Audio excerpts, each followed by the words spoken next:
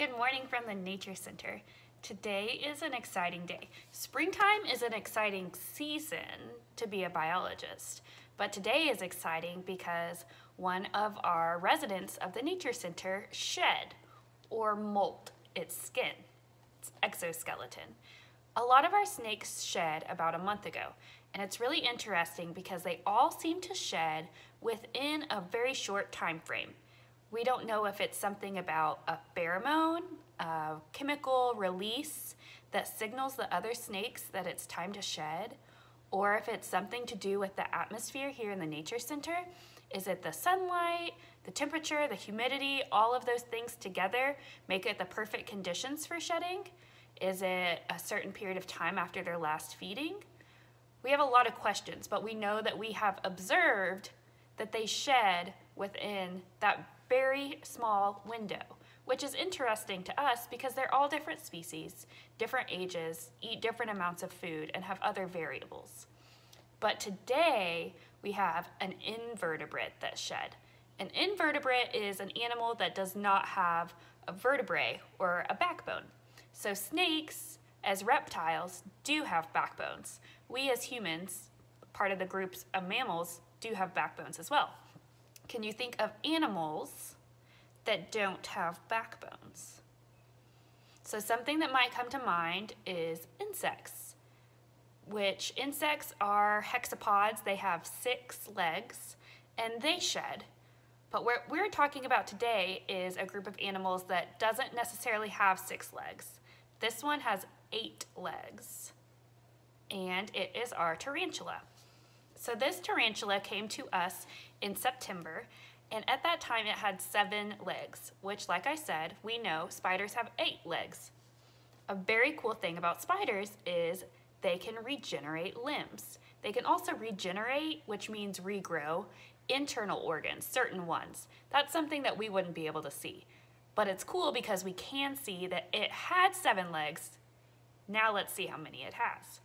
We've been watching this spider, its name is Aragog, closely. We noticed it wasn't eating and it seemed lethargic, which means it wasn't moving like normal. It didn't seem to have a lot of energy.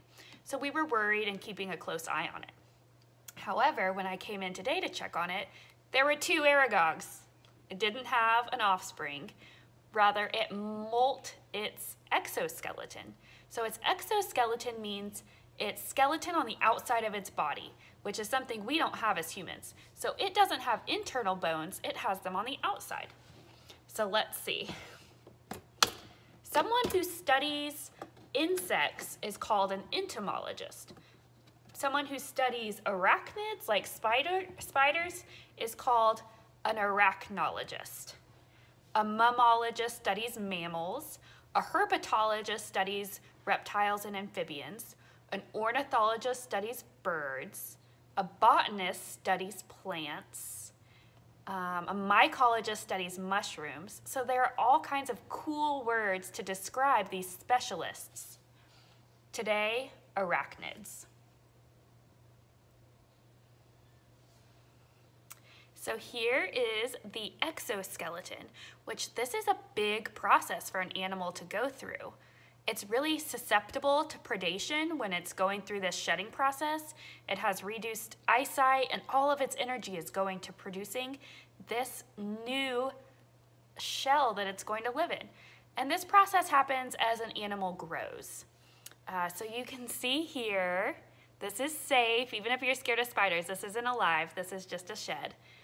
It is crazy looking. It's very lightweight, of course, but you can still see the little pricules on all of its legs. It has little hairs. And this is actually full of protein. So I'll leave this in with Aragog, and Aragog might choose to eat it. I mean, how cool is that? So they have their front appendages here, but you can count it only has 7 legs plus those front pincers. And tarantulas, though they are ground dwelling, they do produce some web-like material, which I'll show you in here. So So this is Aragog's little enclosure, and you can see that webbing. That's where it reduced itself and shed its exoskeleton. Okay, now let's see if Aragog will let me pick it up. It's probably a female. It's a Texas brown tarantula.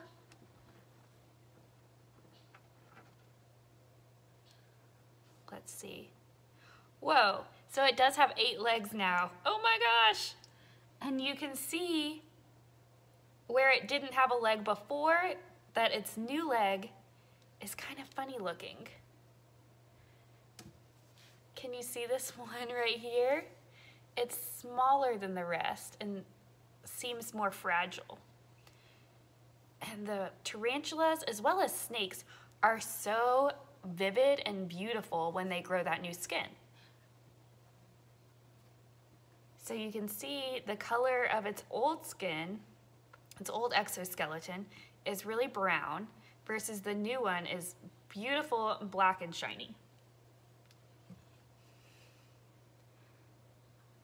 So this is the little leg that was completely missing before when we found it and now has grown back. Isn't that amazing? So Aragog has some crickets that it hasn't been eating because obviously it's been putting all of its energy into shedding, that maybe now it can enjoy in its little enclosure. They eat insects that might be pests to you.